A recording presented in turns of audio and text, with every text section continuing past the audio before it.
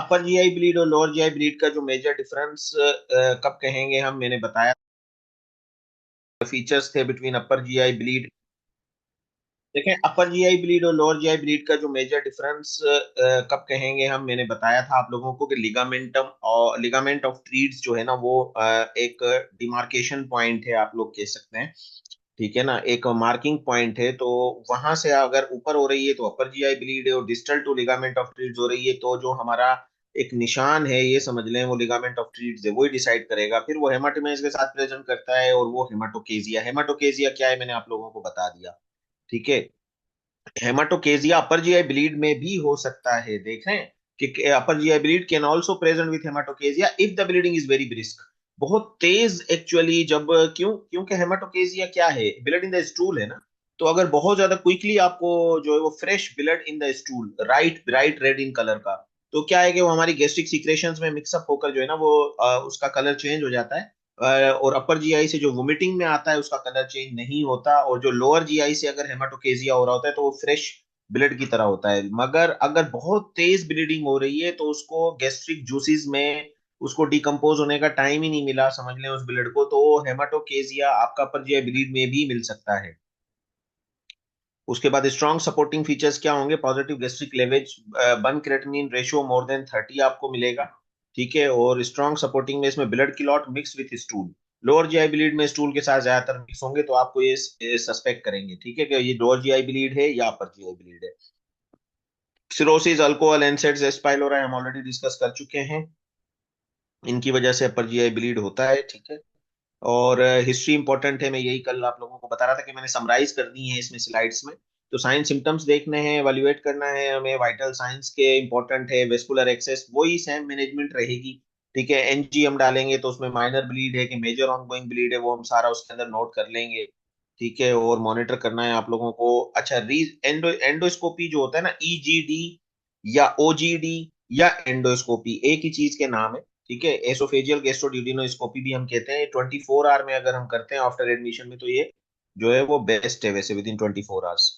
ये भी चार्ट है पूरा। पेशेंट अगर एक्यूट लोअर जीआई ब्लीड के साथ आए तो आप कैसे इनिशियली एवेलुएट करेंगे उसको, माइल्ड टू मॉडरेट ब्लीड है तो क्या करेंगे, सिवियर ब्लीड है तो क्या करेंगे। माइल्ड ब्लीड है तो आप लोगों को देखना है कि माइल्ड टू मॉडरेट ब्लीड है तो कंसीडर करना है अपर जीआई ब्लीड को, एनजी ट्यूब को, एंड अपर एंडोस्कोपी को। एंडोस्कोपी भी आप प्लान में रख सकते हैं। ठीक है, अगर जीआई सोर्स है तो ट्रीट करें अपर जीआई ब्लीड को। ठीक है, और अगर नहीं है तो ये निगेटिव है तो आप कोलोनोस्कोपी प्लान कर लें। अगर आप लोग रूल आउट कर लेते हैं कि अपर जीआई ब्लीड नहीं है, तो आप लोगों को कोलोनोस्कोपी प्लान करनी पड़ेगी to rule out the lower GI bleed.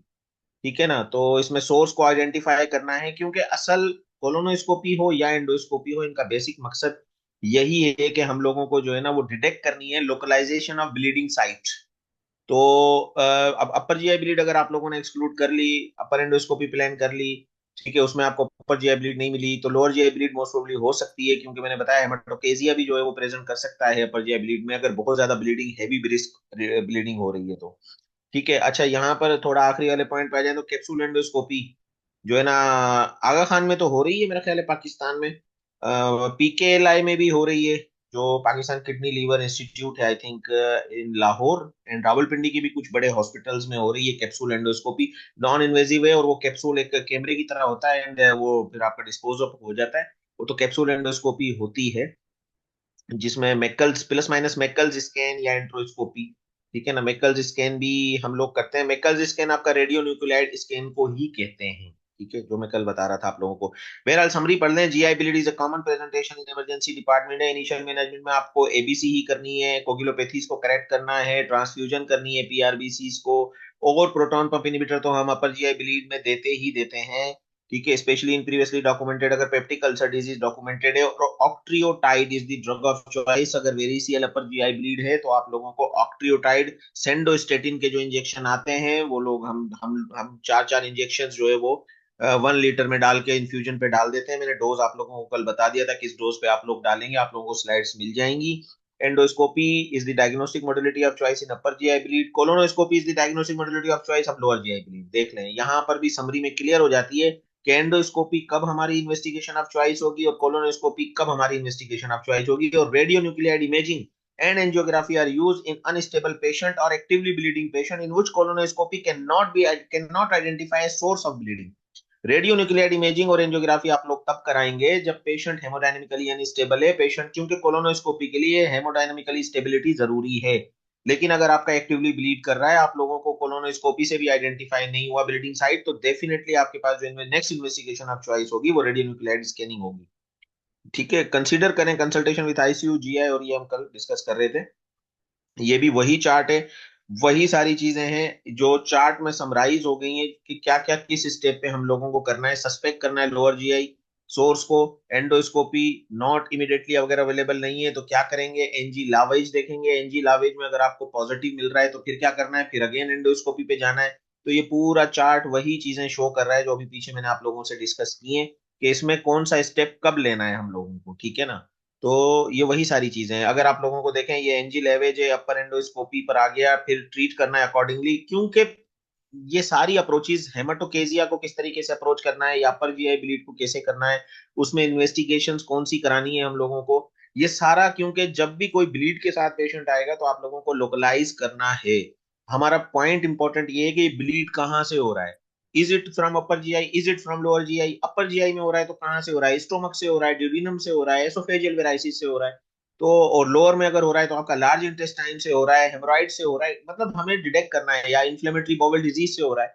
तो उसके बाद अगर हमें नहीं आइडेंटिफाई होता पेशेंट, अगर हमारा जो नहीं होता, तो देखें हम कहाँ कहाँ तक जाएंगे, एंडोस्कोपी कोलोनोस्कोपी से स्टार्ट करके देन हम सिटी एंजियोग्राम पे भी जा सकते हैं, इन्वेजिव एंजियोग्राफी पे भी जा सकते हैं। तो ये वही सारे पॉइंट्स है।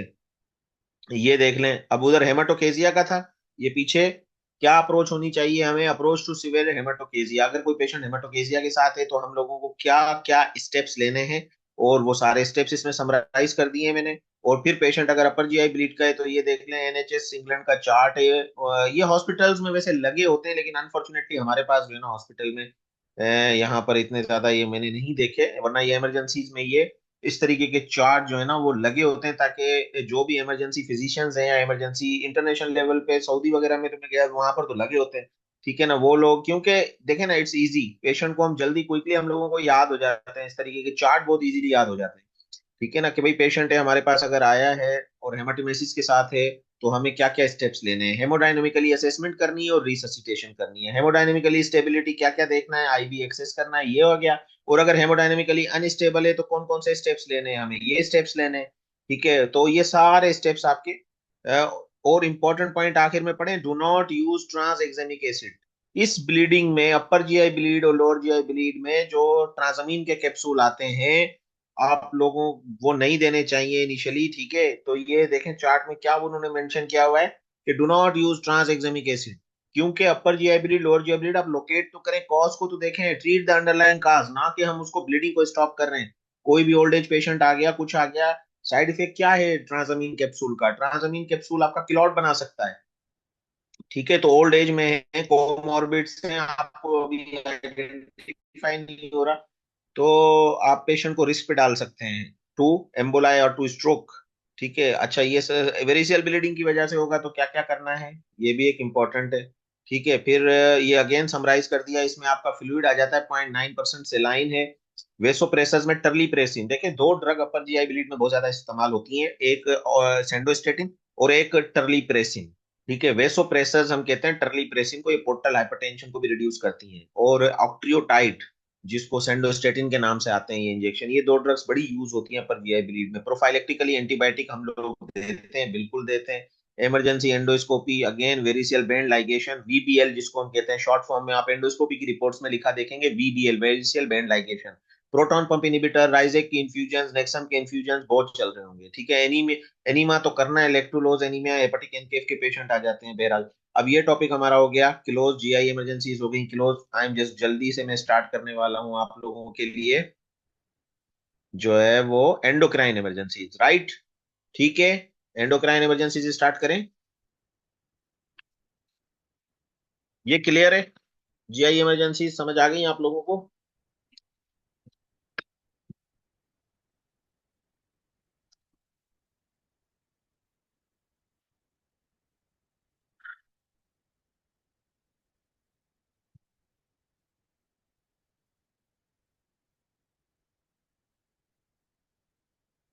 Okay, good.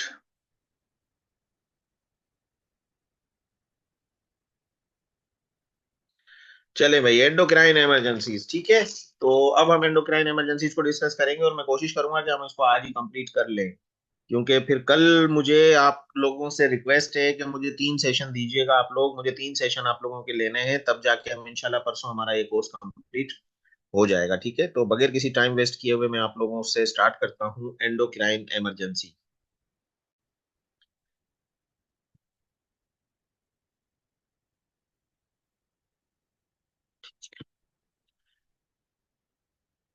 तो कौन कौन से मेजर ग्लैंड्स हैं भाई हमारे एंडोक्राइन में? सबसे पहले, क्योंकि मैं हमेशा बेसिक से स्टार्ट करता हूँ कि ताकि सब लोगों को समझ आ जाए बात, ठीक है ना, वो बड़ी इंपॉर्टेंट है। और जो है वो चीजें हमें क्लियर हो जाए। तो कौन कौन से ग्लैंड्स हैं, सबसे पहले तो हमें ओवरव्यू होना चाहिए कि कौन कौन से ग्लैंड्स हैं ना। ठीक है, पिट्यूटरी, एपोप्लेक्सी। अच्छा, कौन कौन से ग्लैंड्स हैं और उन ग्लैंड से कौन कौन सी डिजीजेज होती हैं, ये बड़ा एक अच्छा चार्ट है, ठीक है। मेजर एंडोक्राइन ग्लैंड्स आपके कौन से हैं? ठीक है, पाइनियल ग्लैंड आ गया, पिट्यूटरी ग्लैंड आ गया। पिट्यूटरी ग्लैंड के अंदर अगर डिफेक्ट होगा तो पिट्यूटरी एपोप्लेक्सी हो सकता है। थायराइड में अगर अगर आपका होगा तो हाइपो कैल्सीमिया के साथ प्रेजेंट कर सकता है। थाइमस एक ग्लैंड आ जाता है, ठीक है। फिर एड्रिनल ग्लैंड्स की डिजीज बड़ी इंपॉर्टेंट है, इसमें एड्रिनल ग्लैंड्स आप लोग देख सकते हैं कि ये एडिशन क्राइसिस के साथ प्रेजेंट कर सकता है, फियोक्रोमोसाइटोमा के साथ प्रेजेंट कर सकता है, हाइपरटेंसिव क्राइसिस के साथ। तो हम जो डिस्कस करेंगे आज, और फिर आपका आ जाता है लबलबा, पेंक्रियाज, ये मोस्ट इंपॉर्टेंट है ना। जो अभी हमारा फोकस होगा वो क्या होगा? Hypoglycaemia, diabetic ketoacidosis, DK, hyper osmolar hyperglycaemic state, H H S, hyper osmolar hyperglycaemic state, and DKA, and hypoglycaemia. तो अब हम जो डिस्कस करने वाले हैं ज्यादातर, ठीक है, ये सारी डिजीज डिस्कस करेंगे हम, क्योंकि एंडोक्राइन की डिजीज है। और इसमें फियोक्रोमोसाइटोमा के साथ में डिस्कस करूंगा आप लोगों के साथ, एडिसोनियन क्राइसिस भी डिस्कस करेंगे इंशाल्लाह। और ये अब हम स्टार्ट करते हैं पेंक्रियाज की डिजीज से, क्योंकि एंडोक्राइन में देख लें क्या क्या हम डिस्कस करेंगे। ये आ गया आपके सामने, डायबिटिक कीटोएसिडोसिस, डीके, और एचएचएस, हाइपर ओस्मोलर, और hypoglycaemia, thyroid storm, myxoedema coma. Myxoedema coma आपका थायराइड के अंदर आ जाता है, ठीक है। थायराइड स्ट्रोम है और मिक्स एडिमा कोमा है, और एड्रिनल इंसफिशिएंसी या एड्रिनल क्राइसिस। डायबिटिक कीटोएसिडोसिस भाई क्या है? Diabetic ketoacidosis, triad of hyperglycaemia, ketosis and acidaemia. 3 basic problems होते हैं डीके में, याद हो जाएगा आप लोगों को, ठीक है। तो 3 बेसिक प्रॉब्लम होते हैं डीके में। क्या होता है? एक जो है वो आपकी हाइपरग्लाइसीमिया होगा, ये ट्राइड याद कर लें आप। और एक कीटोसिस, कीटोन्स बनते हैं। और कीटोन्स क्या होते हैं? कीटोन्स आपके एसिड्स होते हैं। तो वो जब कीटोन्स आपके बॉडी में ज्यादा हो जाएंगे तो एसिड्स ज्यादा हो गए, एसिड ज्यादा हो गए तो एसिडीमिया हो जाएगा। तो the acids in the blood is called acidaemia, ठीक है। DK is potentially life threatening medical emergency due to absolute और रिलेटिव इंसुलिन डेफिशिएंसी। भाई क्यों होती है डीके? डीके या तो एब्सोल्यूट डेफिशिएंसी की वजह से होती है या रिलेटिव डेफिशिएंसी की वजह से होती है, ठीक है ना। और ये लाइफ थ्रेटनिंग कंडीशन है। इंसुलिन की डेफिशिएंसी एब्सोल्यूट हो या रिलेटिव हो, इसका कॉज डीके हो सकता है, ठीक है। और डीके का अगर क्राइटेरिया अमेरिकन डायबिटिक एसोसिएशन के हिसाब से आप लोग देखेंगे, ठीक है। किसी ने क्या सवाल, स्क्रीन शो नहीं हो रही? आप लोगों को स्क्रीन शो नहीं हो रही? सॉरी,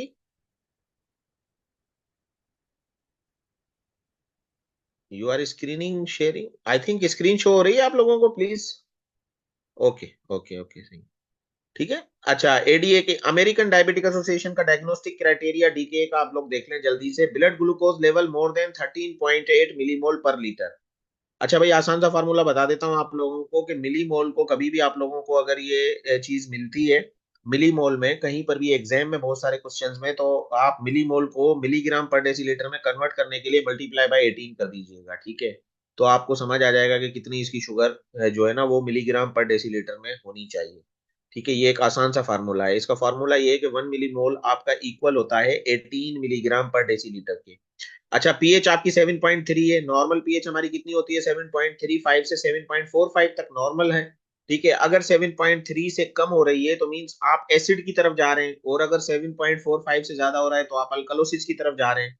तो जहां पे भी एसिड की बात आएगी, जहां पर भी एसिडीमिया आएगा, कीटोन्स की बात आएगी, वहां पे पीएच आपकी ड्रॉप होगी।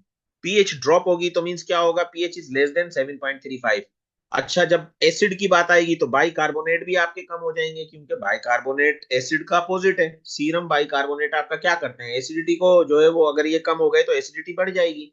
तो सारे पैरामीटर्स आप लोगों को याद करने के लिए जो आसानी होगी वो तब होगी कि जब आप इसकी बेसिक ट्राइड समझेंगे। तीन बेसिक प्रॉब्लम्स हैं, hyperglycaemia, ketone body formation and acidaemia. Ketone क्योंकि आपके एसिड्स हैं, पेराल्डिहाइड और एसिटिक एसिड जो हम कहते हैं वो कीटोन्स होते हैं, तो कीटोन बॉडीज आपकी एसिड्स हैं।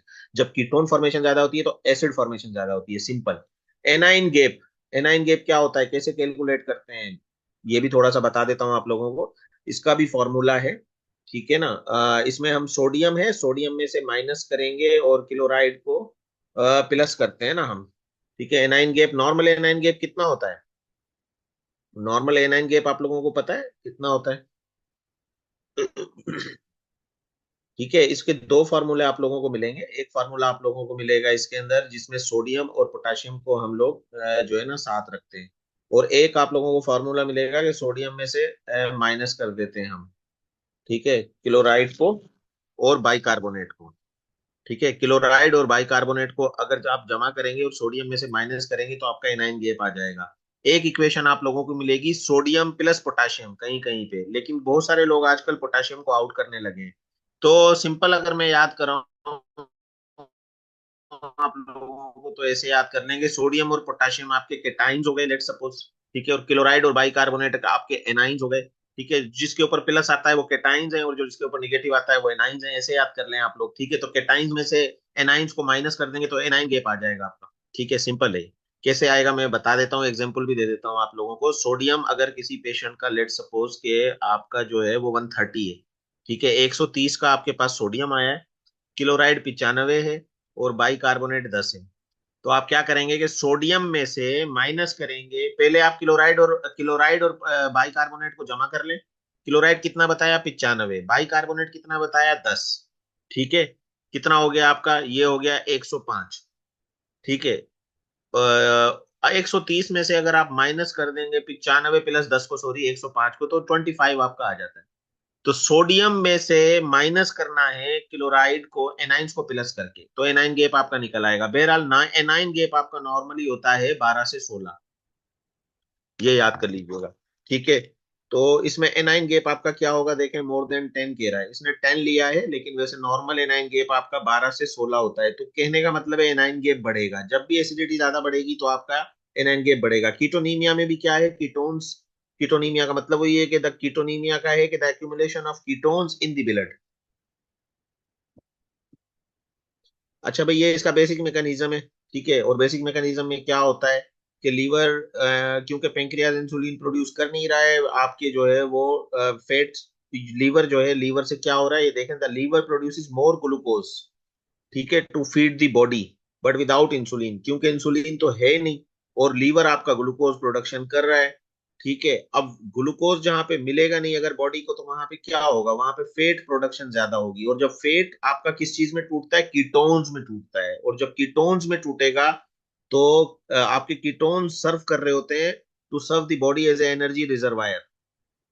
तो सिंपल सा इसके अंदर बेसिक मैकेनिज्म आप ऐसे याद कर सकते हैं, क्योंकि इंसुलिन है, इंसुलिन की वजह से सेल्स के अंदर तो जा नहीं रही एनर्जी, फेट, और इंसुलिन आपका क्या करेगा, लिपोलाइसिस करेगा। ठीक है, फेट आपकी टूटेगी, फेट ये देख सकते हैं आप, फेट टूटेगी तो कीटोन फॉर्मेशन आपकी कहाँ से होती है, फेट से होती है, और फिर वही करेगा। ठीक है, फीचर्स क्या होंगे इसमें इंपॉर्टेंट है, polyuria, polydipsia, weight loss, vomiting, abdominal pain. मैंने डीके के पेशेंट अपनी इमरजेंसी लाइफ में एब्डोमिनल पेन और वोमिटिंग के साथ सबसे ज्यादा देखे। ठीक है ना, एक ही प्रेजेंटेशन मैंने ज्यादातर कॉमन देखी है। पोलीयूरिया, पोलीडिप्सिया तो जनरल आप लोगों को मिलेगी, लेकिन इमरजेंसी में मैंने यंग जो लड़के होते हैं खासतौर पे, क्योंकि टाइप 1 के अंदर जो है ज्यादातर डीके के पेशेंट्स प्रेजेंट करते हैं, लेकिन जरूरी नहीं है कि ये टाइप 1 में ही हो। ठीक है, ये टाइप 2 में भी डीके हो सकता है, ये मैं क्लियर कर दूं आप लोगों को, मगर 95% केसेस आप लोगों को टाइप 1 में ही मिलेंगे डीके के। ठीक है, एब्डोमिनल पेन और वोमिटिंग के साथ सबसे ज्यादा प्रेजेंटेशन होती है, वीकनेस, टेकीपीनी के, altered mental status, this is a dangerous sign, altered mental status के साथ भी आते हैं, पेशेंट कंफ्यूज्ड है, पेशेंट आपका ड्राउजी है। ठीक है, उसके बाद फिजिकल एग्जामिनेशन पे पेशेंट डिहाइड्रेटेड मिलेगा, hypotensive, tachycardic, poor precipitating causes मिलते हैं आप लोगों को, क्योंकि डीके के पेशेंट्स आते ही तब है जब उनको, टाइप 1 डायबिटिक पेशेंट को कोई इन्फेक्शन हो जाए, कोई वेस्कुलर इवेंट्स हो जाए, कोई ड्रग अब्यूज हो जाए, तो वो फिर उनको प्रिसिपिटेट करता है उनका डीके के अंदर। ठीक है। अच्छा भाई, हाइपरग्लाइसीमिया की एडीए की डेफिनेशन मैंने आप लोगों को बता दी, मोर देन 13.8 मिलीमोल पर लीटर आप लोगों को मिलेगा। ठीक है, मिलीग्राम में अगर आप लोगों को कन्वर्ट करना है तो आप मल्टीप्लाई कर दें इसको 18 से, तो आपको कभी भी जो मिलीमोल में कोई भी आपको मिलती है तो आप लोग उसको कर सकते हैं। अब हाइपर ओस्मोलैलिटी आ गया, ये बड़ा इंपॉर्टेंट पॉइंट है, यही पॉइंट आगे चलेगा जो डिस्कस करेगा कि एचएचएस को भी डिफरेंशिएट करेगा आपका जो है वो डीके से। आगे सारी स्लाइड्स हैं और मैं बड़ा अच्छा डिफरेंशिएट करके आप लोगों को बताऊंगा कि एचएचएस को कैसे डिफरेंशिएट किया जाएगा डीके से इमरजेंसी में। ठीक है। अब ये फॉर्मूला आप लोग याद कर लें, ठीक है ना। ये फॉर्मूला, नॉर्मल ब्लड की ओस्मोलैलिटी कितनी होती है ये पता है आप लोगों को, 275 से 295 तक। ठीक है, 275 से 295 तक। ठीक है, अंडर 300 तक आपकी नॉर्मल ब्लड की ओस्मोलैलिटी होती है। तो इसमें अगर ओस्मोलैलिटी आप लोगों को निकालनी है पेशेंट की, और ये निकाल सकते हैं आप लोग, बड़े इजीली निकाल सकते हैं। फार्मूला देखें, 2 into sodium plus potassium. Sodium और पोटाशियम इलेक्ट्रोलाइट्स आपके पास आ जाएंगे ब्लड में, आप उनको जमा करें, जमा करके आप इसको मल्टीप्लाई करें 2 से, देन उसमें प्लस करें, यूरिया भी आपके पास आ जाता है उसमें, और ग्लूकोज का लेवल भी आपके पास आ जाएगा। तो इस फार्मूले को आप अप्लाई करके उसकी ओस्मोलैलिटी निकाल लें। अगर आप लोगों को ओस्मोलैलिटी उसकी 295 से ज्यादा ही मिलती है तो ये अगेन आपको शो करेगा कि पेशेंट आपका डीके में है। ठीक है ना, तो ये बड़ा अच्छा है। कीटोन्स, कीटोन्स भी आती हैं हमारी, यूरिनरी कीटोन्स आती हैं ब्लड में, हम कीटोन लेवल्स भी चेक कराते हैं, तो कीटोन लेवल हम देखेंगे लेबोरेटरी फाइंडिंग में। वाइड एंड एनाइनिक गैप मैंने क्लियर कर दिया कि एनाइन गैप इसमें बढ़ता है। ठीक है, तो एनाइन गैप आपका मोर देन 10 या मोर देन 12 आएगा। ठीक है, तो इसमें क्यों एनाइन गैप बढ़ेगा, क्योंकि एसिडिटी बढ़ेगी, तो मेटाबॉलिक एसिडोसिस के साथ। तो इसकी एक बड़ी इंपॉर्टेंट फीचर है anion gap with metabolic acidosis. PH आपकी लेस देन 7.3 होगी, पीएच कम होगी तो एसिडिटी होगी, पीएच ज्यादा होगी तो अल्कलोसिस होगी। ठीक है, एलिवेटेड यूरिया एंड क्रेटिनिन। ठीक है, यूरिया क्रेटिनिन भी बढ़ जाएंगे। पेशेंट हाइपरकेलेमिया के साथ प्रेजेंट करेगा, क्यों, क्योंकि इंसुलिन तो है ही नहीं। तो इंसुलिन ही तो पोटाशियम को सेल के अंदर डालती है। आप सब लोगों को मालूम है कि इंसुलिन ही पोटाशियम, तो वो आपका पोटाशियम तो जो है ना वो इंट्रासेलुलर जा ही नहीं रहा, एक्स्ट्रा सेलुलर पड़ा हुआ है। पेशेंट ल्यूकोसाइटोसिस, कोई भी इंफेक्शन हो सकता है उसको, तो can present with the DK. अब ये टेबल है आप लोगों की, देखें ना डीके की जो इसकी डिवीजन है, अगर आप देखेंगे कि माइल्ड टू मॉडरेट डीके कब कहेंगे आप, माइल्ड कब कहेंगे, मॉडरेट कब कहेंगे, सीवियर कब कहेंगे, ये मैंने मिलीग्राम डेसीलीटर में आप लोगों के लिए वैल्यू आ गई है समझ। ठीक है। ये देख सकते हैं आप।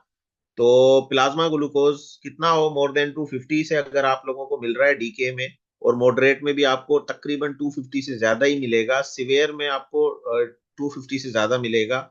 लेकिन आर्टीरियल पीएच इंपॉर्टेंट है, देखें आप सिर्फ ग्लूकोज लेवल को नहीं देखना है, ठीक है, सारी चीजें देखनी है, फिर हमें डिसाइड करना है कि माइल्ड है मॉडरेट है। मैंने इसमें आप लोगों को बता दिया, ओस्मोलिटी भी बड़ी इंपॉर्टेंट है, एनाइन गेप भी आप लोग कैलकुलेट करेंगे। ठीक है ना, फिर आप जाके, और मेंटल स्टेटस, मेंटल स्टेटस देखें, ये सारी फीचर्स हैं जो डीके को क्लासिफाई करती हैं। ठीक है, 7.25 से 7.3 है, तो ये एसिडिटी की तरफ तो होगा, मगर कितना एसिडिक है। अब देखें मॉडरेट में एसिडिटी बढ़ रही है, देख रहे हैं आप लोग, माइल्ड और मॉडरेट का अगर डिफरेंस आप देखेंगे तो एसिडिटी जितनी ज्यादा बढ़ेगी तो उसकी सिवेरिटी डीके की उतनी ज्यादा बढ़ेगी, ये समझ लें। तो यहाँ पर 7.25 से 7.3 था, यहाँ पे 7 से 7.25 हो गया, और यहाँ पे लेस देन 7 हो गया।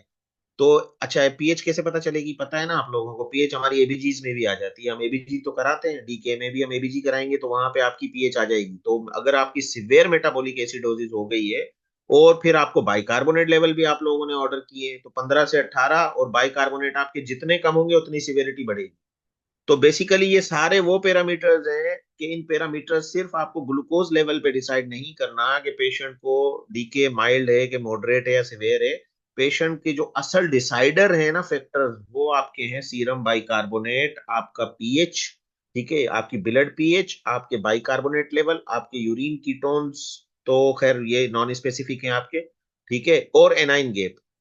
ठीक है, एनाइन गैप और मेंटल स्टेटस, अगर मैं चार फैक्टर्स इसके मेन आप लोगों को कहूं जिसकी वजह से आप लोग क्लासिफाई करने में आसान रहेंगे, क्योंकि बाकी चीजें आपको वेरिएबल मिलेंगी।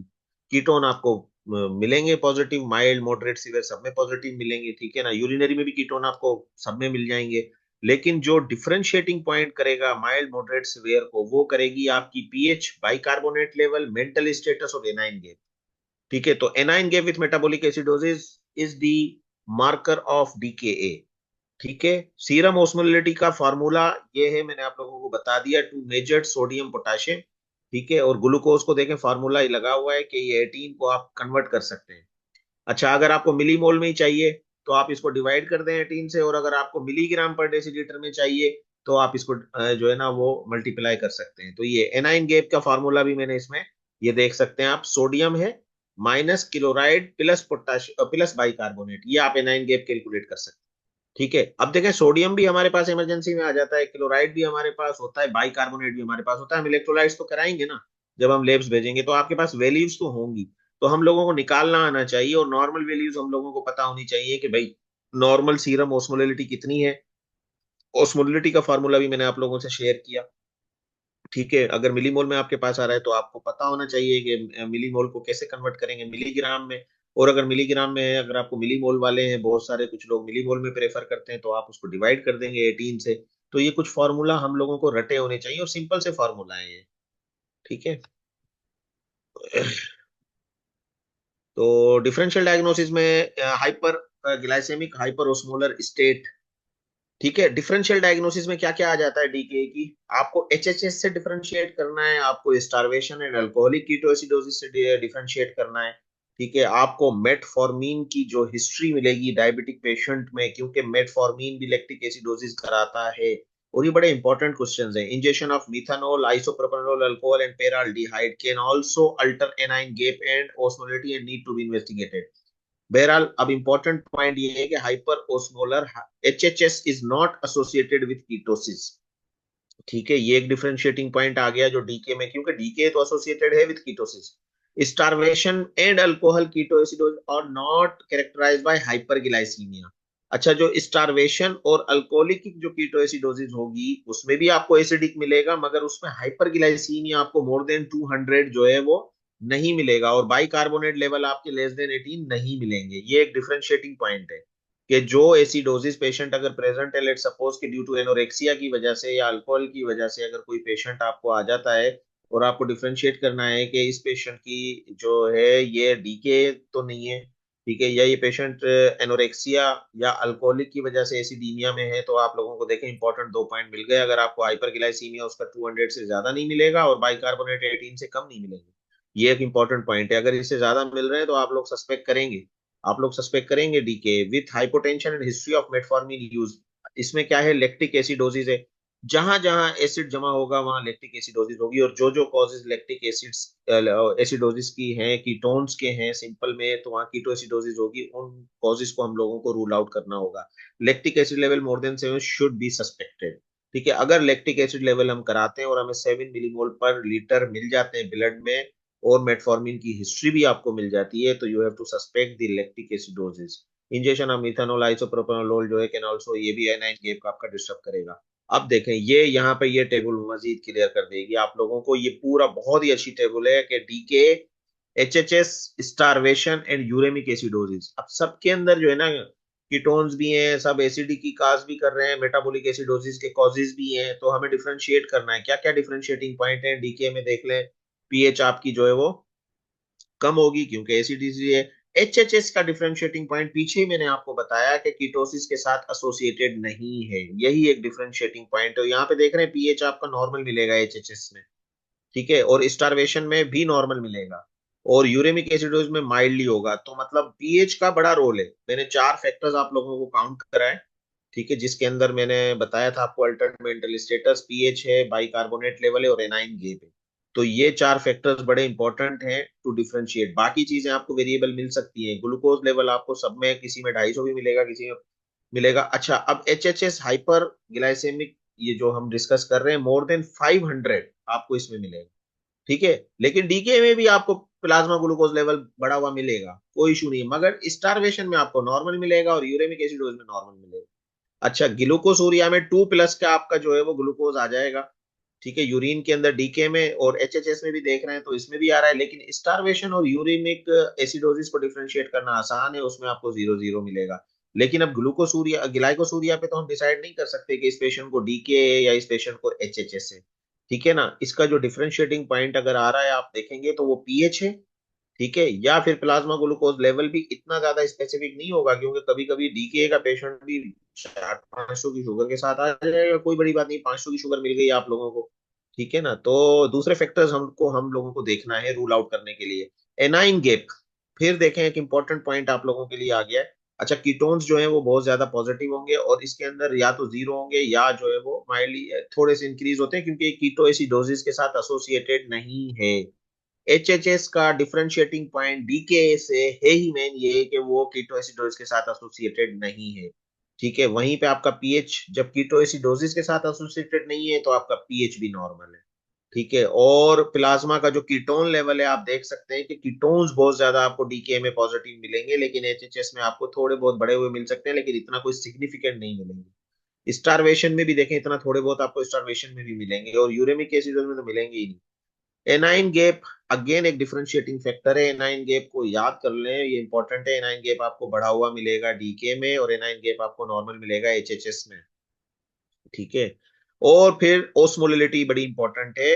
मैंने बताया नॉर्मल ओस्मोलिटी होती है 275 से 295 ब्लड की जो ओस्मोलिटी होती है। डीके में आपको ओस्मोलिटी बढ़ी हुई डेफिनेटली मिलेगी, लेकिन एचएचएस में आपको मोर देन 30। अब जब ओस्मोलिटी आप कैलकुलेट करेंगे, अब देखिए ना, कोई पेशेंट आपके पास इमरजेंसी में आ गया और उस पेशेंट को आपको रूल आउट करना है, डिफरेंशिएट करना है कि either this patient has a DK और this patient has a HHS. तो आप लोग क्या करेंगे, उसके देखें दो तीन चीजें आप लोगों को निकालनी है। एनाइन गैप आप लोगों को याद करना है, ओस्मोलिटी आप लोगों को याद करनी है। ठीक है, ओस्मोलिटी का भी फॉर्मूला है, एनाइन गैप का भी फॉर्मूला है। नॉर्मल आप लोगों को आना चाहिए, नॉर्मल एनाइन गैप कितना होता है, नॉर्मल ब्लड ओस्मोलिटी कितनी होती है, फिर आप डिफरेंशिएट इजीली कर लेंगे इसको। ठीक है, फिर ये सारी लेब्स आ जाती है।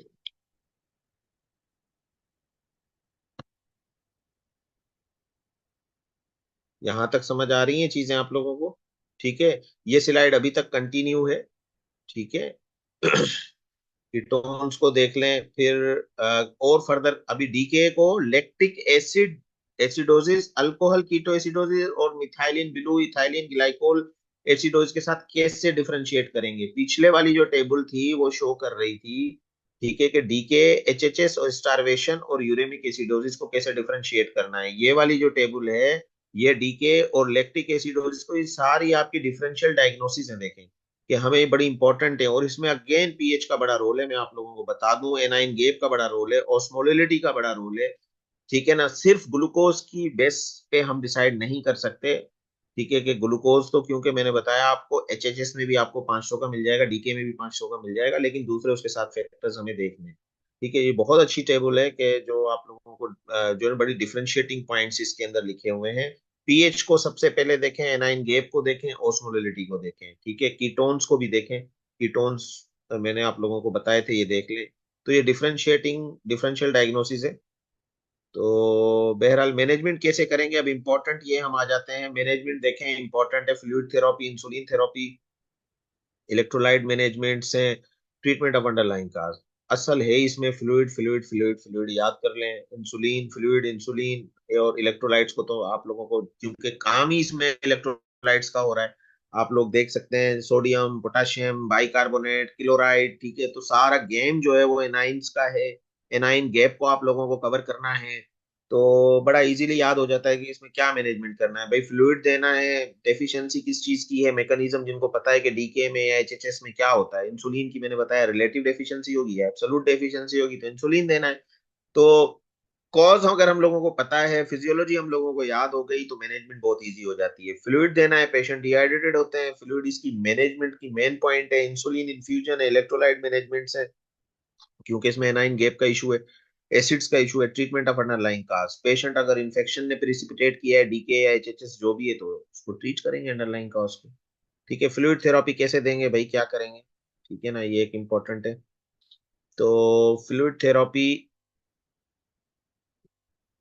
ये बड़ा अच्छा फार्मूला है फ्लूइड थेरेपी का। फ्लूइड रिप्लेसमेंट इसकी सिंपल नहीं है। ठीक है, आपको क्या करना है, मेन ट्रीटमेंट है, ये याद कर लीजिएगा कि फ्लूइड थेरेपी अगर चारों में से देखा जाए, ठीक है, इमरजेंसी की मैनेजमेंट तक की बात मैं कर रहा हूँ, तो बड़ी मेन है कि फ्लूइड रिप्लेस करना है 6 लीटर, कितने घंटों में, 24 से 36 घंटे में, with the goal of 50% volume replacement with in the first 12 our.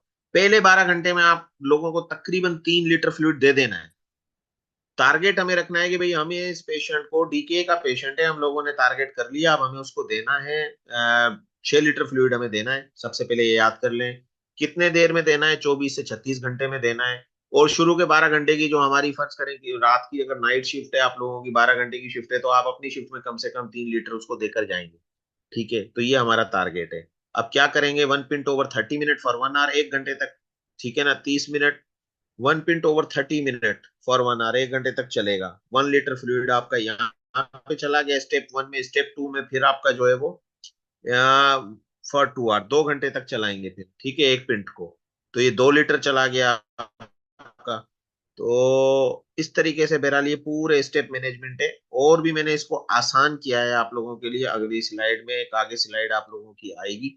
ठीक है, तो बहरहाल कितनी कितनी देर में चलाना है। ठीक है, ये एक इंपॉर्टेंट है। इसके अंदर ये दिया हुआ है अपना कि आपको 30 मिनट के अंदर चलाना है। और फिर उसके बाद ये दिया हुआ है कि 1 से 2 घंटे के अंदर चलाना है। ठीक है ना, तो ये सारे आप लोगों को फ्लूइड रिप्लेसमेंट इंपॉर्टेंट है। आगे एक स्लाइड मैंने आप लोगों के लिए डाली है वो और